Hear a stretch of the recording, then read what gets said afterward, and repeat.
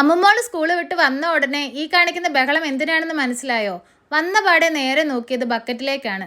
എന്നിട്ട് നേരെ പോയി അപ്പച്ചനോട് ചോദിക്കുക, എൻ്റെ ആമക്കുട്ടി എവിടെ? എനിക്ക് എൻ്റെ ആമേനെ വേണം. ആമേനെ എവിടെ കൊണ്ട് കളഞ്ഞേ?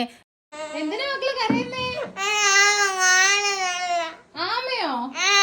കുറേ പറഞ്ഞ് ഞാൻ സമാധാനിപ്പിച്ചു കേട്ടോ. അവൾക്ക് സങ്കടം സഹിക്കാൻ പറ്റുന്നില്ല. ഇടയ്ക്കിടയ്ക്ക് പോയിട്ട് ഇങ്ങനെ ബക്കറ്റിൽ നോക്കിയിട്ട് കരയുകയാണ്.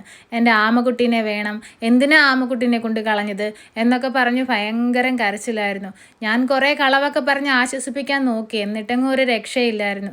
കരഞ്ഞ് പിന്നെ എന്ത് ചെയ്യാനാ, തന്നെ കരച്ചിലങ്ങ് നിർത്തി.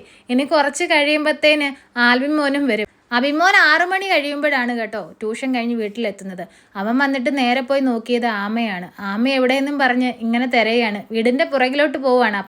ആമ പോയി, ആമയെ കൊണ്ട് കളഞ്ഞ്. മക്കളെ, ആമയെ വളർത്തിക്കൂടാ മോനെ. ആമ പോയ സങ്കടം അവനും സഹിക്കാൻ പറ്റിയില്ല. അവൻ കുറേ വിഷമത്തോടു കൂടി എന്നെ നോക്കുകയും എന്തൊക്കെയോ പറഞ്ഞുകൊണ്ട് എന്നോട് സങ്കടപ്പെട്ടുകൊണ്ട് മുറിയിലോട്ട് കയറിപ്പോയി.